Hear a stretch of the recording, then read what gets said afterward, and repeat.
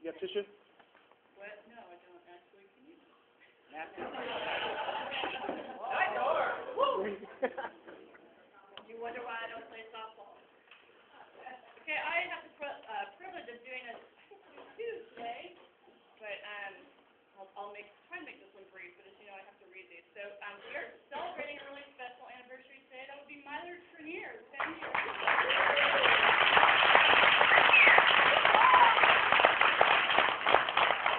Hard to believe. You're still looking really young though. But anyhow, haven't aged a bit. So I'm going to read what I wrote. I'm not great at sort of punting, so I'll let you all know that Mylor started his career at Meidenbauer Center on November 21st, 1995, and for those of you who are here, oh, what a year it was. Many of you know the story of the history of Meidenbauer Center around that time, but let me reiterate because it adds some dimension to the story. We'd been open a little bit more than a year at the point that Mylor came and joined us. We'd been through hell, as many of you may remember.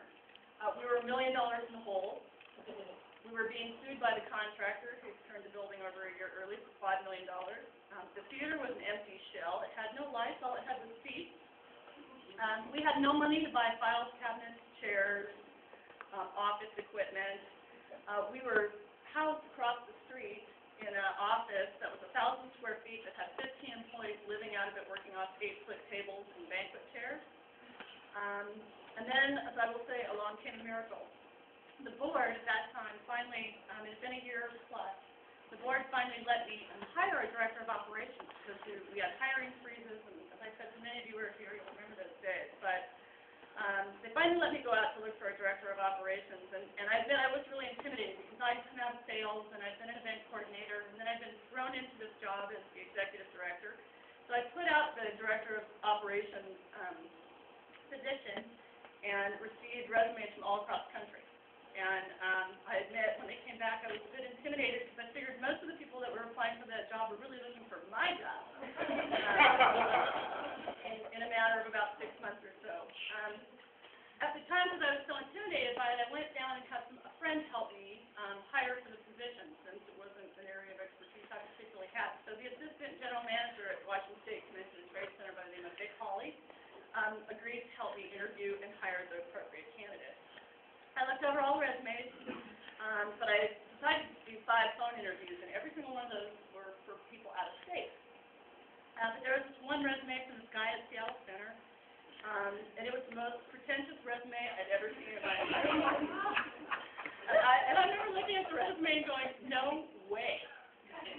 The guy'd been a union president, he'd gone to Princeton, he was a PhD candidate, his credentials went on and on and on, and I was totally intimidated, but the guy made me interview him.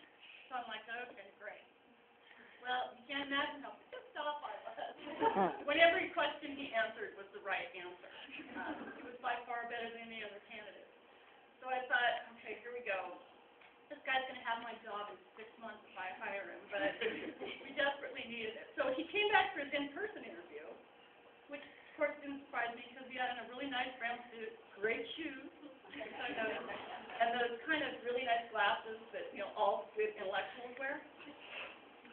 For those of you who remember those nice round ones he had. And of course he wanted way more money than we were paying, and at the end of the interview I knew he was the perfect person for the job. I knew that not only could he do the job, he could also put up with me, which was a big deal. So, consequently, Mylor was hired and came to help us out. Now, Mylor may seem really smart and easygoing and relaxed and compassionate, and he's all that and a little bit more. But there's another side to him that we've all grown to love. The management team went through a colors exercise years ago. Some of you were probably in that did that many years ago. And Mylor is what is known as a green. And man, is he green. It took me a few years to really understand him. You see, he needs lots and lots and lots of information before he'll make any decisions.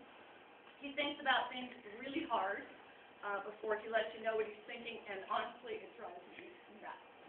And for any of you who have worked with me a long time, you know how much it drives. He knows how much it drives me nuts. But I've learned to appreciate his style, and he's become my conscience in many ways. He's saved me from doing many impulsive things over the years. The other thing that some of you may know is Mylor detests confrontation. I like a good sparring match once in a while, and he'll never do me the honor of giving me a sparring match.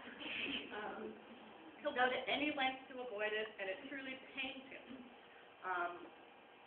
when he has to do it. But I will say the great part about it is when he gets mad enough, he gets even.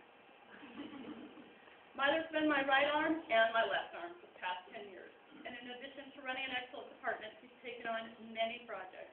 He's our official writer of all big documents, and I don't know how many of you know he aspires to be a writer someday. All right, I can help myself. He did the completion of the theater. He did his original programming. Some of you may remember some family programs. He helped remodel buildings. Who could forget his 7 years of working on that thing known as the Expansion, also known as the Mirage, also has other names here. He's worked with citizens advisory committees. He's worked with several city managers the city of Bellevue had. He's worked with several city council members over that 7 years. He's worked with many of our board members in an attempt to get it done. And I know someday Mylor will get it done. It's only been 3 failed attempts, so hey, maybe 4. It's not your fault. Most importantly, Mylor's the most compassionate person I've ever known.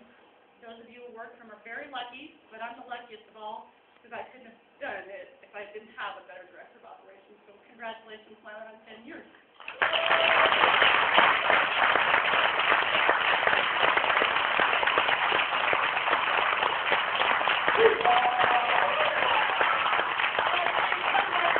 I'm not giving away my 10-year trophy, but he's getting one just like it, so we're giving him mine in the interim. So here you go. Mylor's Premier. 10 years.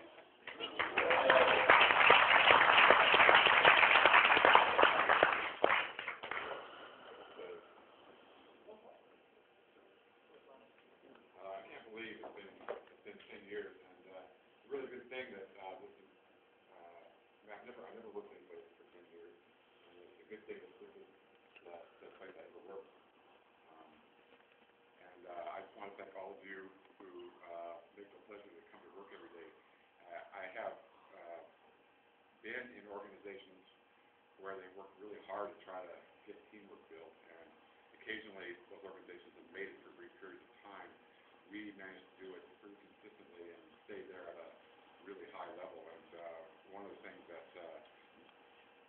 really makes it easy for me to come to work with, I'm so proud of being able to say I work with all of you in this room. So thanks for making this fun.